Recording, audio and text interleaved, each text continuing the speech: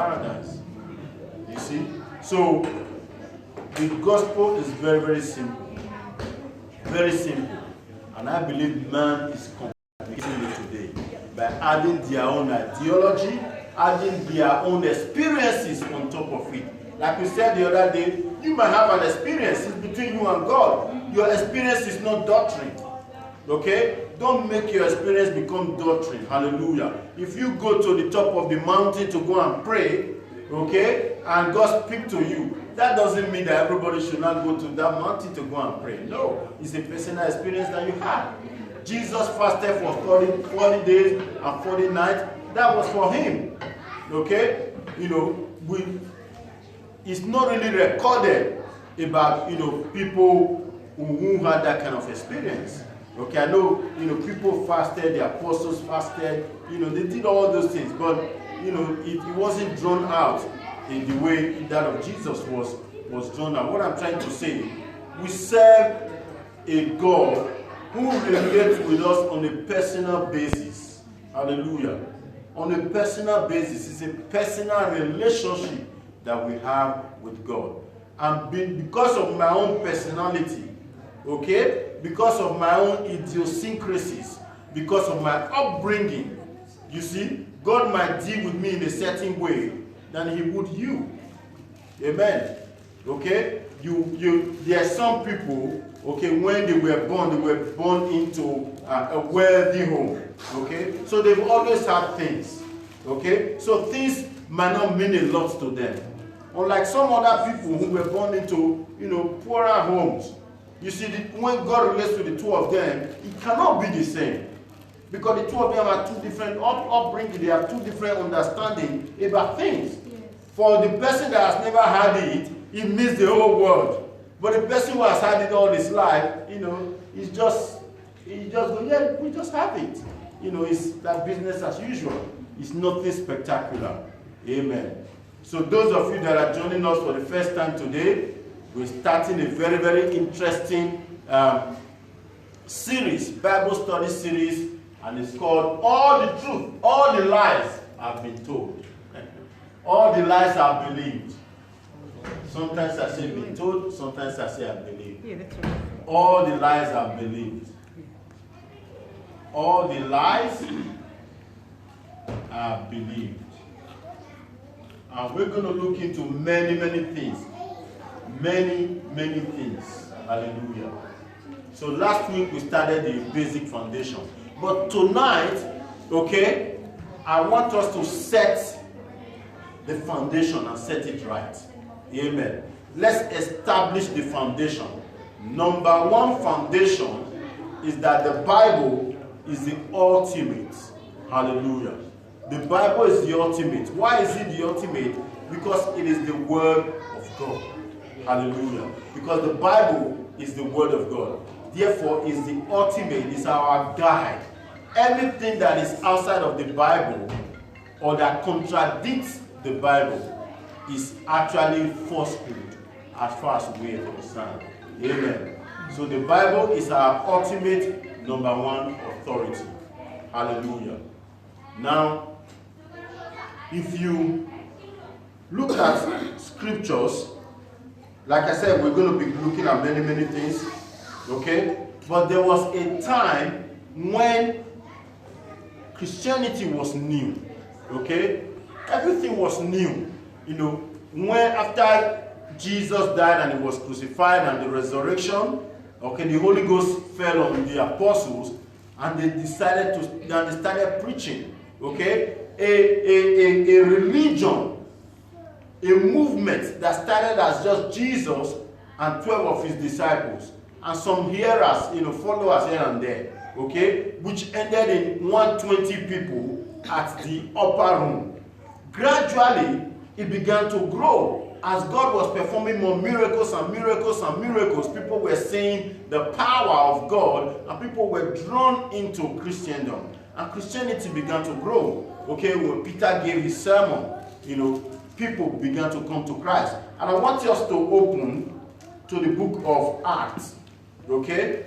The book of Acts chapter 15. Okay? And you find that the gospel began to spread to the Gentiles. Hallelujah.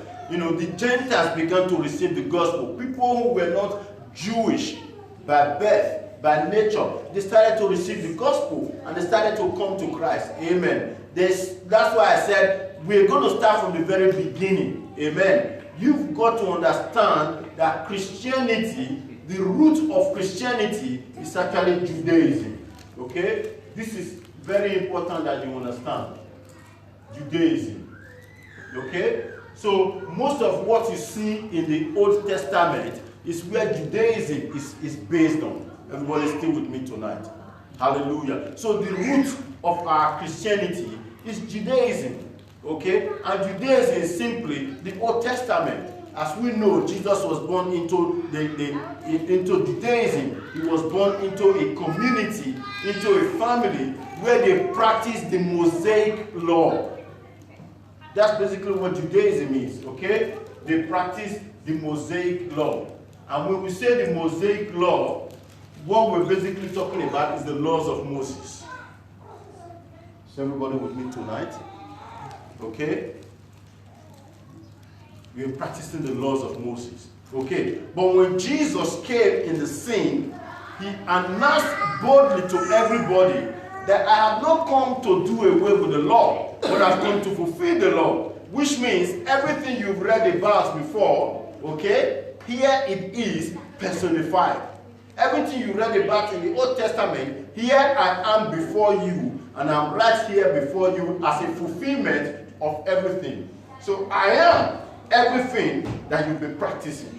Therefore, since I am here, there's no need to practice those things anymore. Because now you have the real deal. Amen. There's no need to practice all those things anymore. But like we said before, the apostles began to evangelize. And if you read the preceding chapters to this, when Paul became born again and God touched him, you know, with Barnabas and Silas and John Mark and everybody, they took the gospel to many, many places. Okay? But what happened is where we're going to read now. And we find out that we're in a similar situation in our present day. Amen. Where falsehood came. Okay? Teachings that were not of Christ came in. Okay? Verse 15, Acts chapter 15. I'm going to read from verse 1. And certain men which came down from Judea taught the brethren and said, except you be circumcised after the manner of Moses, you cannot be saved. When therefore, Acts chapter 15, I'm reading from verse 1. Now I'm in verse 2. Acts chapter 15. Okay? When therefore Paul and Barnabas had no small dissension and disputation with them, they determined that Paul and Barnabas and certain other of them should go up to Jerusalem unto the apostles and elders about this question. I want you to mark that word in your Bible, the apostles and elders. We're going to come back to it later. Verse 3. And being brought on their way by the church, they passed through Phoenix and Samaria, declaring the conversion of the Gentiles, and they caused great joy unto all the brethren. And when they were come to Jerusalem, they were received of the church and of the apostles and elders, and they declared all things that God had done with them. But there rose up certain of the sect of the Pharisees, which believed. Now, you remember the people that gave Jesus a very hard time? When he was preaching? The Pharisees, here they are again, raising up their head. A sect of the Pharisees, saying that it was needful to circumcise them and to command them to keep the law of Moses. They're going back to Judaism. Back to where they're coming from. And the apostles and elders came together for to consider of this matter. And when there had been much disputing, Peter rose up and said unto them, Men and brethren, you know how that a good while ago God made choice amongst us that the Gentiles by my mouth should hear the word of the gospel and believe. And God, which knoweth the heart, bear them witness, giving them the Holy Ghost, even as he did unto us. And put no difference between us and them, purifying their hearts by faith. Now therefore, why tempt you God to put a yoke upon the neck of the disciples, which neither our fathers nor we were able to bear? But we believe that through the grace of the Lord Jesus Christ, we shall be saved even as they. Then all the multitude kept silence, and gave orders to Barnabas and Paul, declaring what miracles and wonders God had wrought among the Gentiles by them. After they had held their peace, James answered, saying, Men and brethren, hearken unto me. Simeon had declared how God at the first did visit the Gentiles to take out of them a people for his name.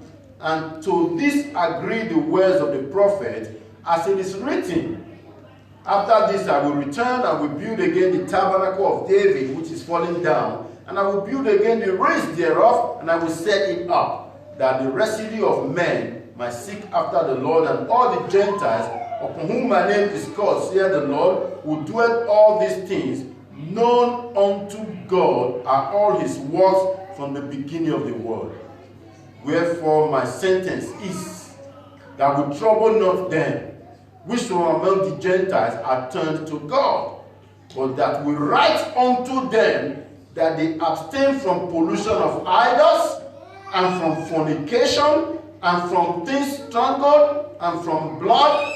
For Moses of old had in every city them that preach him, being read in the synagogue every Sabbath day. Then pleased it the apostles and elders, the whole church, to send chosen men of their own company to Antioch with Paul and Barnabas, namely Judas, some named Barsabbas, and Silas, chief men among the brethren. And they wrote letters by them after this manner.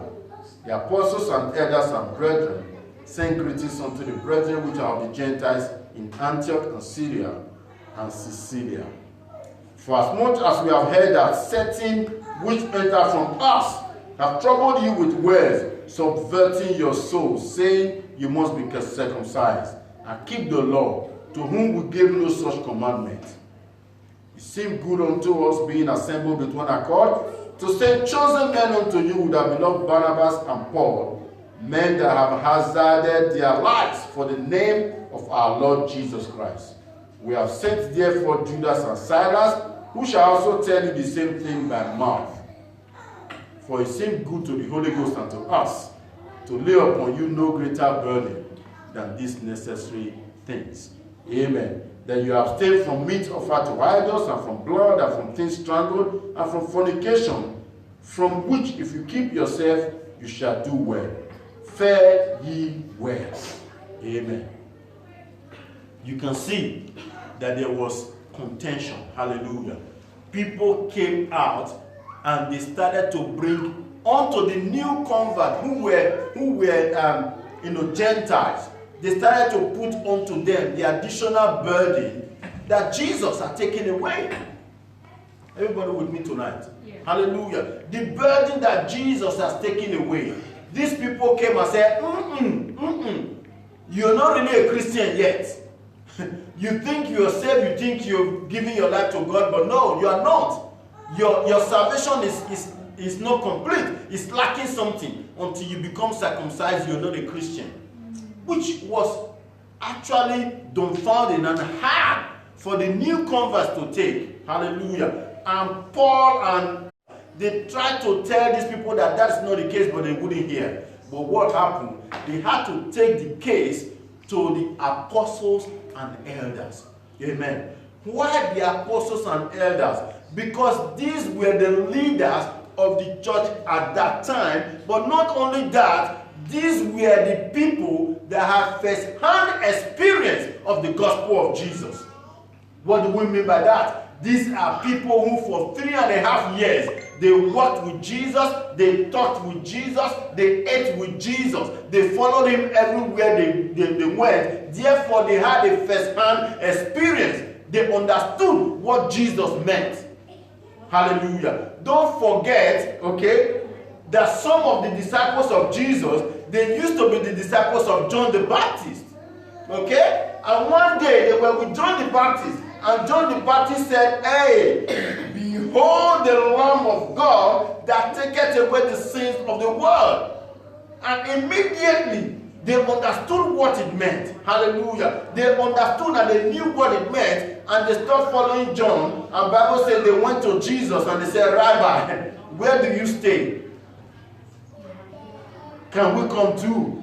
And they started to follow Jesus. You see, these people understood that ceremonial lamb that they've been carrying out in Judaism and practicing, it was only a symbol of things to come.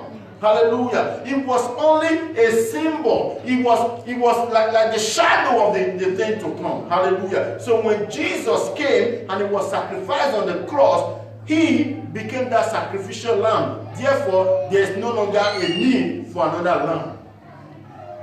In the same thing, the circumcision was actually a covenant, a way of keeping the covenant between God and Abraham. Hallelujah. Time will fail me tonight, but if I go through the entire story, you will find out, okay, that Jesus is actually that covenant for us today.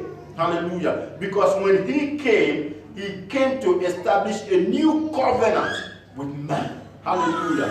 A new covenant with man. Hebrews said this covenant had better things. It had better promises. Hallelujah. Therefore, as we saw from this scripture, these people came and they wanted to put that extra burden on the new believers.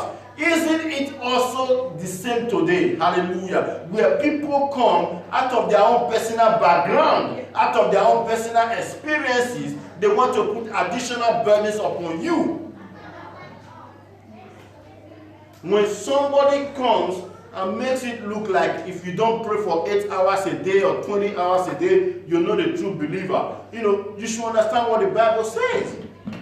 It's not your vain repetition in prayers that makes your prayers to be answered. It's your faith in God. Hallelujah. Everybody stay with me tonight. Hallelujah. There is nowhere, okay? I know that when we pray, we persevere in prayer. When we pray, we keep on praying until something happens. When we pray, it's a time of intimate fellowship with God. But by no means is that a yardstick to say whether you are a believer or not a believer. Hallelujah. That is not even a yardstick to say whether you are strong or not strong in your faith. It's got nothing to do with that. Hallelujah. Because you've got to understand, when it comes to the love of God, hallelujah, when it comes to God, how many of you know that God is not going to love you more tomorrow than he loved you today? Because God is not man. You see, all the lies I've believed. In our human understanding, okay, you have a son, for example, okay, and your son comes back from school, James, and he says, "This is my result, Daddy. English, 99%. Mathematics, 99.5%. Science, 98%. And chemistry, 97%. You look at his result, it's all excellent. You're going to be very happy with him. You're going to rejoice and jump and you'll be happy. You see? And at that point, "Oh, my son, I love you so much." You're so proud of him. Hallelujah. But next year, okay, because of one reason or another, he comes back from the same child, he comes back, English, 25/100. Okay. Mathematics, 15/100. And you look at result and you go, what is this? So you mean I've been spending all this money, spending all this time, and you're not going to be happy with the child? Amen. You see? But what I'm trying to get at is this. God will not love you more today because you evangelized than he did yesterday when you missed your opportunity. Amen. Because God is the same. He's constant. Hallelujah. His love does not go like this. Like the stock market. Yeah. His love does not go like that. His love for us is constant. Hallelujah. God is not going to love you more tomorrow than he did yesterday. Hallelujah. It is only human relationship that is conditional based on what you have done. That's why Apostle Paul said, let no man boast. It's not of works. It is not of works. Because if I come out now and say, because I am a pastor, God loves me more than he loves Tom. So what I've just said is that our relationship with God is based on works. It's based on works, but it's not. Our relationship with God is not based on works. Okay? And if you read your Bible, Bible makes it clear. God is no respecter of persons. God is no respecter of persons. That's why, and one of the reasons why the apostle said, we cannot make these people do these things. Because if God were to appear to Cornelius, who was a Gentile, and baptize him with the Holy Ghost, the same way he baptized Peter with the Holy Ghost, therefore what God is saying that there's no difference between Peter and Cornelius. They're both human beings, and God loves them equally. Hallelujah. And therefore, they could not put that additional burden on them. Hallelujah. What I'm saying tonight is, Christians, let us reach that stage of maturity where we do not allow anybody put onto us an additional burden that God has not sanctioned. Any burden that God has not sanctioned, we should not allow anybody to put it on us. Hallelujah. You've got to understand. We're going to go through these lessons and we're going to go in depth. Hallelujah. I'm just going to get something from my car and I'll be back in a minute because there's something I need to show you.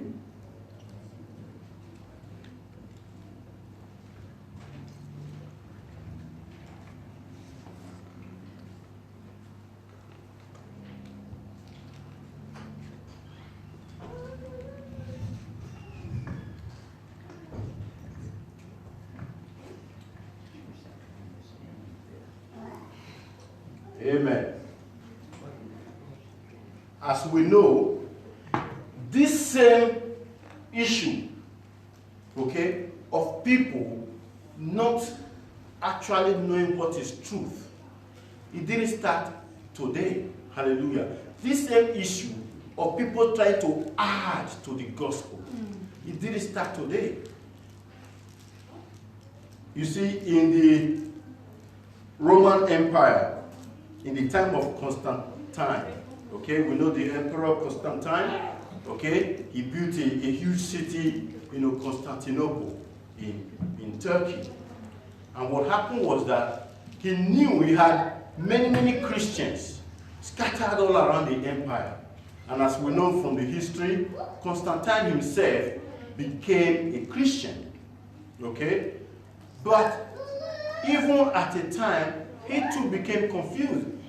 What's Christianity? What does Christianity stand for? Hallelujah. Because, this sect believes something, and another sect believes something, another sect believes something. So what happened was that in 325 AD, Constantine called a conference. He called a conference, which was called the Nicene Conference. Okay? I told you we're going to do a lot of studies. Amen. But the reason we are doing this is to give you a good understanding of where we're coming from. Hallelujah. Is to give you a solid foundation. Hallelujah. Because once you have the solid foundation, you find out that you're solid. Amen. What happens is that you've got solid structures to build on. And the revelations of God will keep coming and building on top of the foundation that you already have. But if you do not have a foundation, okay, what happens is that you're already walking in error. And so when God's revelation comes, there's nothing to build on. There's nothing to build on. And what happens is that most times, and I've seen this before, it collapses. It collapses because there's nothing for God to build on. There's nothing for God to build on. It's like a tree. You know, sometimes you look at some trees, they're so beautiful, they're magnificent, but they haven't got enough tap roots. Yeah. There's no tap roots to keep them solid. And then when the wind comes, okay, you wake up in the morning, you'll be surprised. The tree is gone. The tree has been uprooted. Why? There was not enough tap roots that is deep down to keep that tree from falling. It's the same thing with us believers. You know, on the outside, you might be bubbling. On the outside, you know, you might be zealous. You're doing this and doing that and this and that and that. You know, that's all good. But if you haven't got enough taproot, you haven't got enough foundation, what will happen is that when the pressures of this life comes, everybody with me tonight? When the pressures of this life come and life squeezes you, what will happen? And believe me, I've seen this many, many times before. The first thing, the very first thing that people throw out of the door is their faith in God. They stop coming to church. First, they miss a Sunday here and there, and you think, oh, well, they'll bounce back. Then they start to miss more, and they miss more, and they miss more. And very soon, before you know what's happening, they only come on ceremonial days. Easter, New Year, Christmas, and New Year. That's the only time they come. Or when there's a birthday, okay? Or when their child has a special song to do at church, they just come to support the child. Gradually, they fade away. Why? Because they haven't given themselves enough time to build that taproot foundation.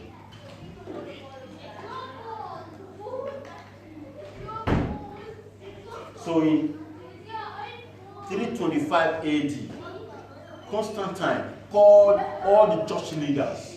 Amen. Many of them, they came from all the nook and crannies of the Roman Empire. And they came to this town called Nicene. And there, they basically asked the question, what is Christianity and what does Christianity stand for? Hallelujah. And there they came out. All of them had to agree. And they came out with what is called today the Nicene Creed.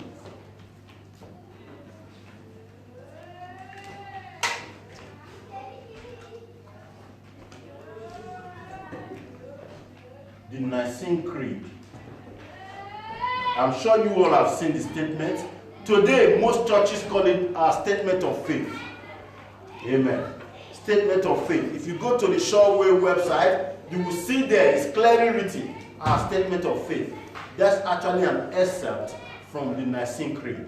Okay? We believe in Jesus Christ, our Lord and Savior. We believe in the resurrection. Yeah? We believe that Jesus, there's one God in three forms. Okay? That the God, the Son, God, the Father, God, the Holy Spirit. We believe in the second coming of Jesus. We believe in baptism. I'm sure you've seen that. The creed is like, even there's a song about it. Yeah? There's some brilliant person made it into a song. Okay? We believe in the resurrection. We believe that Jesus died and he rose again. Amen. Like I said, today some churches call it the statement of faith. The Apostles' Creed. Yes, the Apostles' Creed. And they started to metamorphose and change, form, a little bit here and there, but the basis remained. Hallelujah. Now, why did they have to come to that? The reason is because they faced then the same issue that we are facing today. Because there's confusion. People didn't know what was what. People didn't know what is the foundation. What is the reason for your faith? What is your faith based on?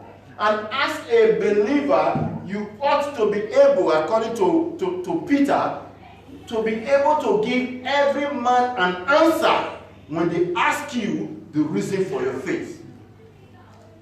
You should be able to tell them the reason. Hallelujah. If you are having a conversation with somebody and they ask you, something about Christian doctrine, you should be able to give them an answer. You know why? Because if you're not able to give them an answer that is correct, what happens is that then they form an opinion. Remember what I told you before, I think it was last week. The way the human being is structured, okay? What we don't know, we fill in the gaps. The way your mind works, what it doesn't have, when it doesn't have enough information, it just fills in the gap. Amen. I told you the other day, I think it was here, yeah? I told you, if I'm outside and I'm having a conversation with somebody and it seems as if I'm yelling, you're going to make up your own mind and fill in the blanks. But you have no idea what we're talking about. It could be that I'm demonstrating something to the person, but because you cannot hear us, you don't have all the information. What happens is that your mind will fill in the blanks. Yeah. Or the gaps. But what is also happening is that today, when you don't have a revelation of the Word of God, when you don't have an understanding of the Word of God, or when you have a false understanding, you fill in the blanks. And that's how error comes in. Error comes in. That's why there needed to be a statement. Hallelujah. And he said, tell us, let us write it down, what the basic thing about Christianity that we all agree on. Hallelujah. The Apostles' Creed. We believe Jesus was born of a virgin. Hallelujah. He died, he resurrected, and he's coming back to take us home. Hallelujah. We believe in baptism. We believe in, all those things, making up the basic tenet of the Christian faith. Why? So that nobody will mistake it for what it is not. But you've got to understand that even today, hear me out, people, even today, the very things that we hold dear as Christians is gradually being eroded.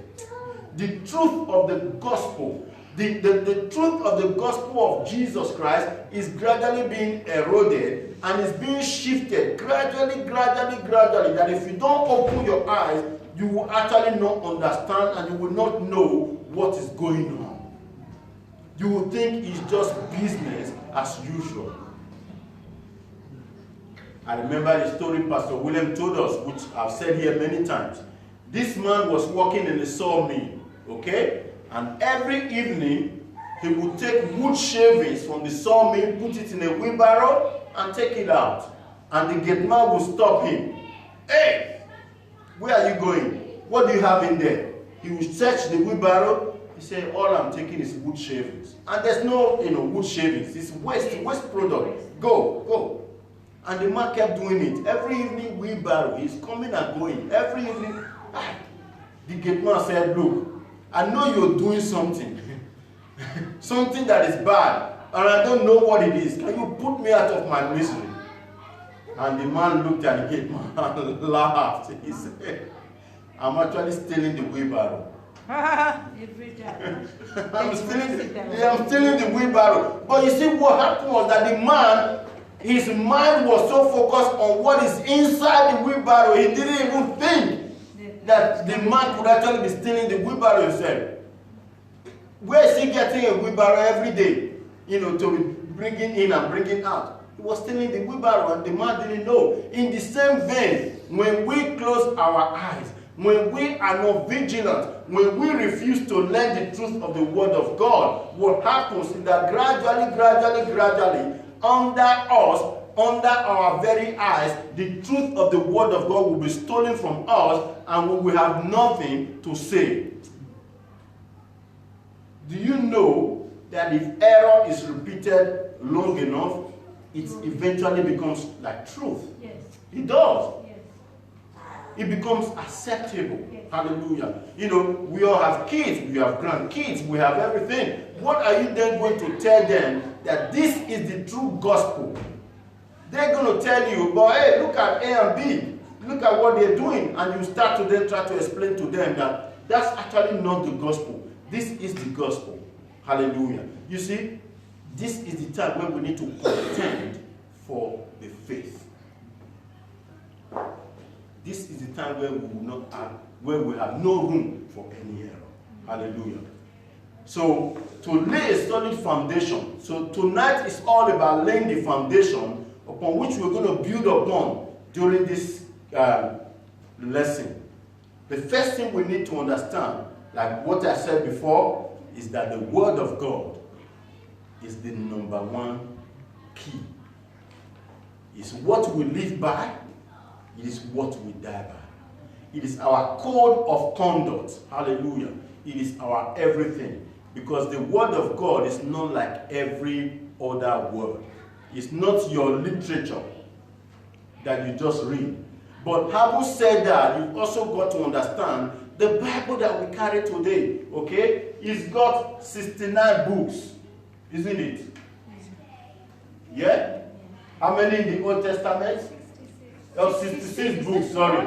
66. 39 plus 27. Okay? 66 books. Thank you. Okay? 39 in the Old Testament, 27 in the New Testament.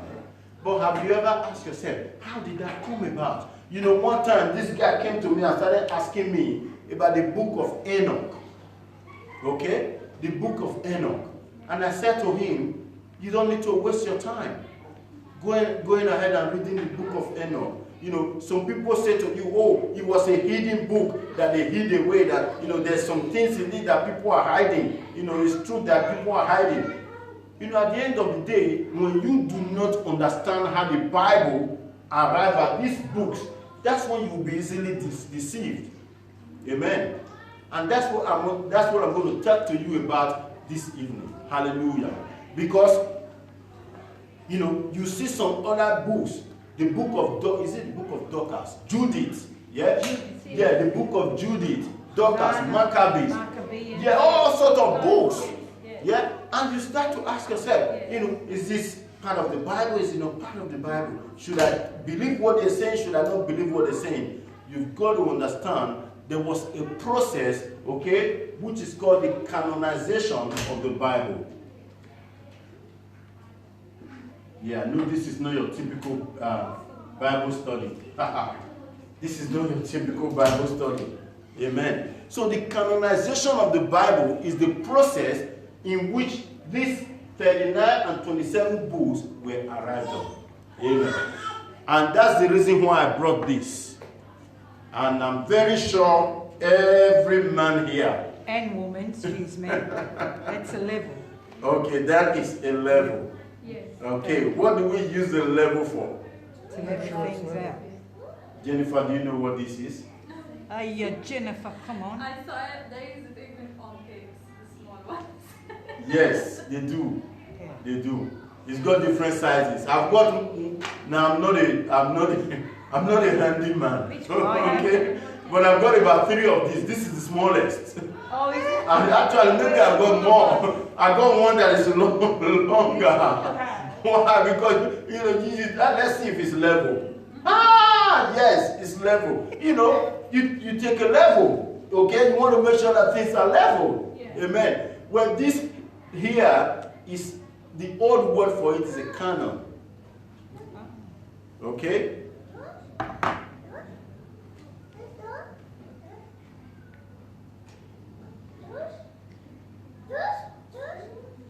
The old word for it is a canon. Okay? So what happens is that after the death and resurrection of Jesus, okay, you've got to understand our God is such a great God. Amen? He's such a great God because he had a global family in mind. Hallelujah. You see, when other religions were being localized, amen. You know, you talk about many religions, they had a local view. But God had a world view because he created the world. Hallelujah. And he owns everything in the world. He called one man out, Abraham, established a covenant with him. And he said this to him, through you will all the families of the earth be blessed. That's a global God. But up until the time when Jesus came, Judaism, like I told you before, was what the people were practicing, Mosaic law. Hallelujah. So Jesus was the fulfillment of that prophecy or that covenant, that promise that God gave to Abraham.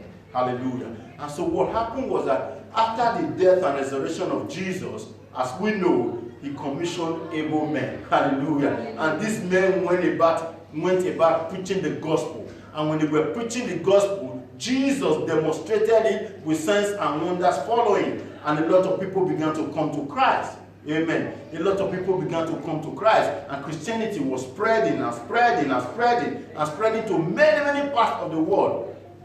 But as with everything, what happened is that the original people, like I told you before, that had that first-hand experience, that talked with Jesus, that ate with Jesus, they were either crucified. Okay, most of them were crucified and they died. And John was one of them that had the natural death. Amen. John the Beloved. He was banished to the island of Patmos in Greece. And in there, God gave him the book of Revelation. Amen. And as we know, Paul wrote books. Peter wrote books. Okay? John wrote books. But what happened is that after some time, especially when the apostles and, all these church founders, the early church founders, started to die out and were persecuted and everything, a lot of people then started writing things. Book of Barnabas, the book of this. People who did not have a first-hand experience with Jesus, they were not there at all. They were not eyewitnesses. They all started to write books. They all started to write many, many things. Amen. There was actually a book, I can't remember which of them now, that wrote about the early childhood of Jesus. And said, when Jesus was a small boy, they were playing hide and seek. And then whether he turned a little boy into something like that. All things that people were not there, they didn't witness it. He was not with Jesus. So what happened is that as a result of all this proliferation of different writings and different people, there was a lot of confusion. People didn't know what to believe.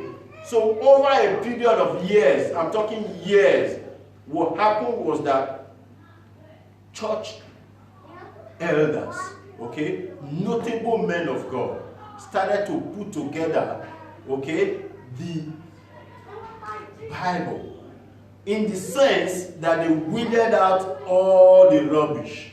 Everybody with me? And one of the criteria, okay, and this is very important for us to understand, because one of the criteria, actually, let me start from the Old Testament. The Old Testament was not too hard, okay? Because don't forget, Judaism has been there a long time, and they've been using all these books, okay? Leviticus, Deuteronomy, Numbers, and they're the laws of Moses. They've been written down, okay? It wasn't too difficult to put together. Say, these are the prophets. Okay, there were some issues with some minor prophets and major prophets and all that, but it wasn't as difficult. The most difficult one was the New Testament, because people started writing all sorts of stories and all sorts of things that even had no relationship with Jesus. So one of the things that they did was to look at book by book. Okay? One of the things was this. This person that wrote this book, that is claiming, okay, to have written this book, was the person an eyewitness? Was this person an eyewitness? If you look at the book of Matthew, Matthew was a direct disciple of Jesus. Yes. Bible recorded that he was a tax collector. Jesus called him when he was doing taxes. Who knows whether he was cooking the books? And Jesus called him. He forsook everything, he followed Jesus. Amen. Luke was a physician and he witnessed the ministry of Jesus. Okay? Mark, John, okay? Paul was the only one who didn't see Jesus, physically when he was on earth, but his conversion was for everyone to see, and he saw Jesus. We all know the story in the book of Acts, when Jesus knocked him off the horse with a bright shining light and said, "Why persecutest thou me?" And apart from that, Paul, God gave him a lot of revelations about his word, and he wrote to many churches. So the letters of Paul, there was no contesting them. Amen. So they looked at all this, if you are not an eyewitness, how come you're writing about all these things? No, your eyes didn't see it. Okay, that was one of the criteria. The other criteria was, this is very important, does it line up with the others? Let's look at the book of Peter. I'm sure I can find it. 2 Peter.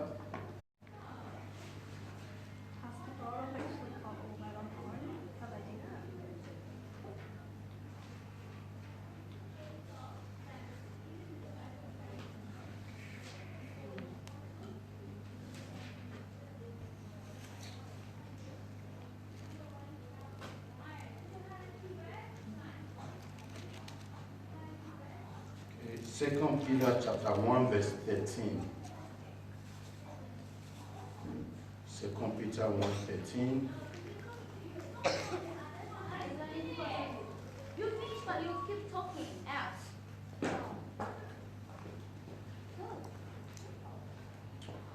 Oh, last warning. You took your out.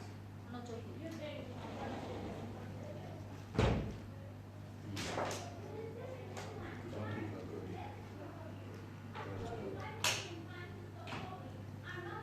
One Peter 1:13. Okay, let me see. Oh, 1 Peter. Once is that? Second Peter 12 or 1 Peter?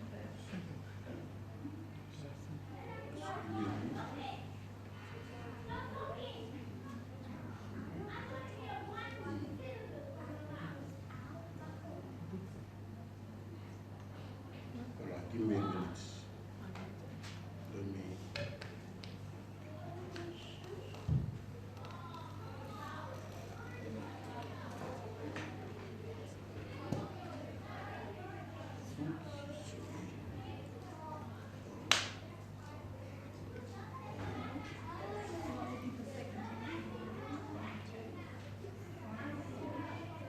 I'll give it to you in a minute. It's something I want us to read.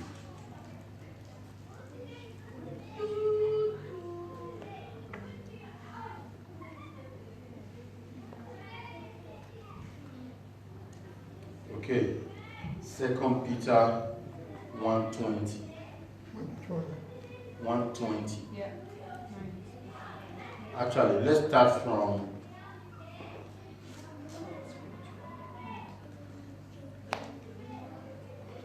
Let's start from 16, from verse 16. So 2 Peter chapter 1, from verse 16. For we have not followed cunningly devised fables, when we made known unto you the power and coming of our Lord Jesus Christ, but were eyewitnesses of his majesty. For he received from God the Father honor and glory, when there came such a voice to him from the excellent glory, this is my beloved Son, in whom I am well pleased. And this voice, which came from heaven, we heard when we were with him in the holy mount. You see that? He was an eyewitness to it. We have also a more sure word of prophecy, whereunto you do well that you take heed, as unto a light that shineth in a dark place, until the day dawn and the day star arise in your hearts. Knowing this first, that no prophecy of the scripture is of any private interpretation. For the prophecy came not in old time by the will of man, but holy men of God spake as they were moved by the Holy Ghost. Amen. The word I was looking for there, which I wanted everyone to see, is that no scripture is of private interpretation. What that means is that it doesn't stand alone. It must tie up with other things. It must be in line. Amen. God is not a God of confusion. Okay? You know, people who have good ears for music. Yeah? You know when somebody is singing out of tune, you pick it up straight away. You know that what this guy singing, kick him out of there. Yeah, that's why I never joined the choir. Amen. You know at once, because there's no way God can be singing in harmony with all the prophets. You look at Isaiah, then you look at Jeremiah, Hallelujah. Then you look at what God said in Genesis. They're 400 years apart, but yet they line up. Yeah. Amen. Amen. You look at Isaiah prophesying, okay, over 400 years. Over 400 years before Jesus was born. Yes. And it lined up. Yes. You see? So there's no way God can be singing in harmony, and in harmony all of a sudden, somebody is singing out of tune here. No. So one of the other criteria that they use in the canonization to make sure that it leveled, okay, was to look at the book. Does it line up with other books? Does it tie up with other books? And if it doesn't, so that means it's falsehood. That's right. And then it was excluded from it. Okay? In a nutshell, that's how we arrived at this. Hallelujah. Now here's the good news. Out of 66 books, okay, there is a lot of words that God has to say to you. Amen. 66 books is enough. Hallelujah. God doesn't need to write another book just to speak to you. Amen. His word, they are yea and amen. As Peter said there, these are not just fables. They are not just ordinary words. Holy men of God spoke, and they were giving utterance by the Lord, by the Holy Ghost. Hallelujah. So God has wrapped up His word, okay? He put it in the heart of people, men of wisdom and men of integrity. And this canonization that I'm saying didn't happen overnight. It took over 200 years for it to happen. And for us to, for there to be an agreement that, you know what? All these other books, away with them, we stick with this 66. Amen. Just to put a little note, even the book of Revelation was a great contention. They didn't want to add the book of Revelation. Amen. When you look at the writer, it was John the Beloved. John the Beloved.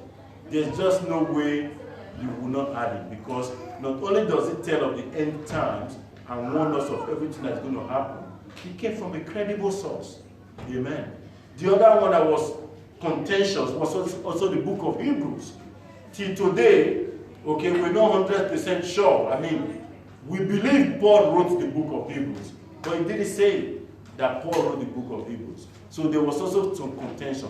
When you look at it, it talks about men of faith. It talks about Abraham, the hall of faith. It lines up with every other thing. You understand what I'm talking about now? So when a preacher comes to you tomorrow and is trying to say things, and it does not line up with any of these 66 books, it means he's writing a new gospel.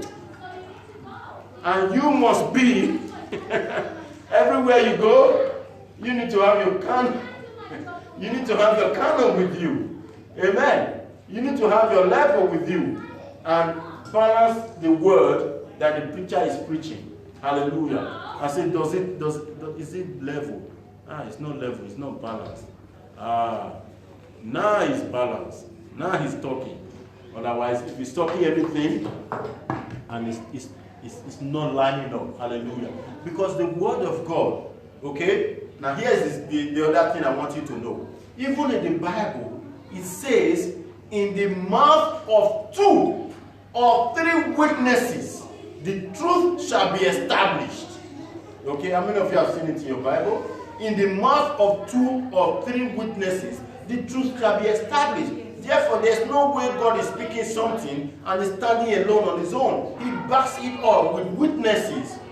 That's why after Jesus died and he resurrected, thank God, after he resurrected, he stayed on this earth with a glorified body for 40 days. And he was seen by over 350 people. Otherwise, people would have come up today and say it wasn't true. You see, he made sure that there were enough witnesses to the resurrection. People saw him. Someone said, I need to put my hand in there. And he said, yeah, come on.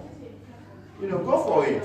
Hallelujah. Why? Because it dwells back to this simple foundation and the truth of the word of God, that when scripture stands on its own, it must line up with everything else. Amen.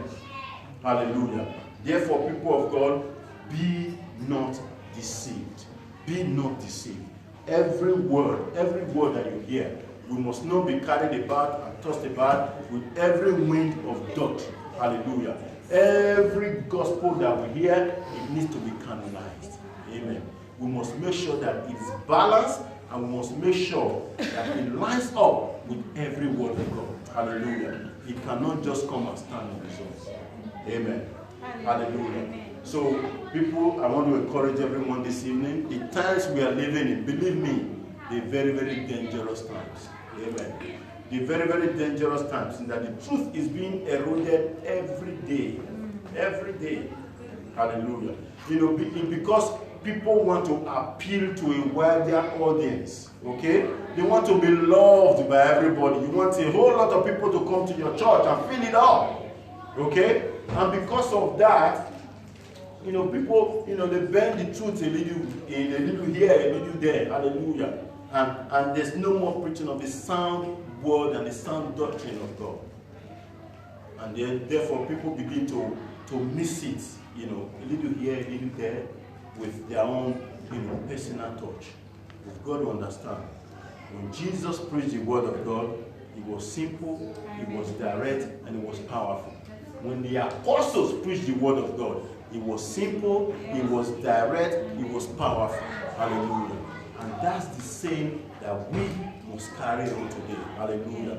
We must not look to the right or to the left. We must hold on to the same gospel that was handed over to us. Hallelujah. By the apostles and the elders. If you remember the place where we read in the books of Acts, the Bible said these people, when there was contention, who did they go back to? They went back to the elders and the apostles, because these are the people who have first-hand experience of Jesus.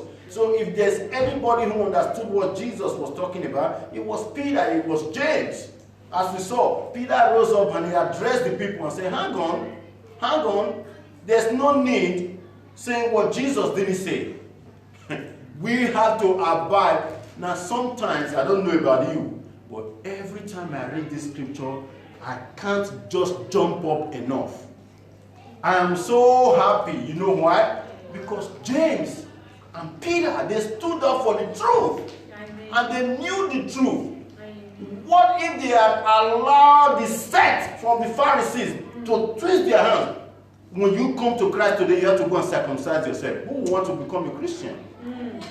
And then, only for you to get to the end of the journey, you stand before God and you realize that it was not needed. It was rubbish. It's got nothing to do with your salvation. You see, Peter, I know, I've said a lot of time, he's one person that I'm really looking forward to meet him when I get to heaven. I've got a lot of things to ask him and to talk with him. Hallelujah.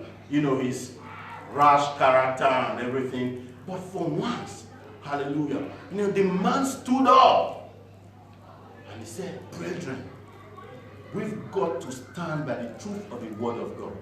Jesus was already that sacrificial lamb. There is no need for any of us to undergo circumcision. Why? Because I myself was a witness. When I went to Joppa and I went to the house of Cornelius, I've told you all before, you saw how the Holy Ghost came upon him and his entire family, and they began to speak in tongues just like I did. Just like I did. There was no difference, which means God is no respecter of persons. And Cornelius wasn't circumcised. Therefore, there's no need to be circumcised. It was not a prerequisite. Hallelujah. Therefore, as children of God, we must be vigilant these days as well, so that we don't allow anybody to put onto us a new yoke. You okay? Okay? We must not allow anybody to put upon us a new yoke. Hallelujah. A yoke of burden, which Jesus has already taken away. Amen. Hallelujah. He's given us freedom. He set us free. There's no need to go back into bondage. Hallelujah. Amen. Well, we did say we're going to do everything to make sure we keep to 1 hour. I keep breaking it every time. It's 8:20 now. So before we close the meeting, questions? With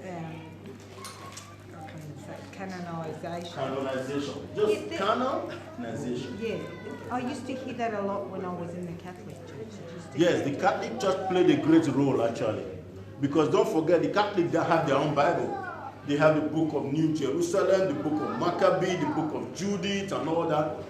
But then, during the canonization, okay, men of God, everybody stood up and said, that one, art. It doesn't meet this Because criteria. I think they got 4 extra books in Yeah, there. they got extra books. God knows where they got it from.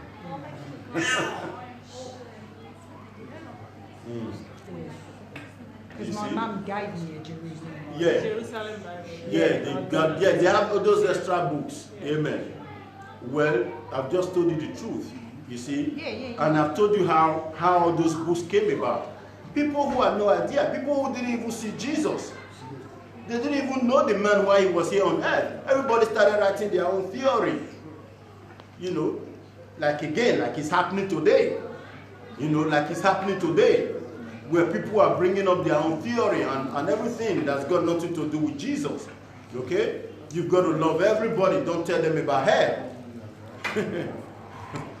Okay?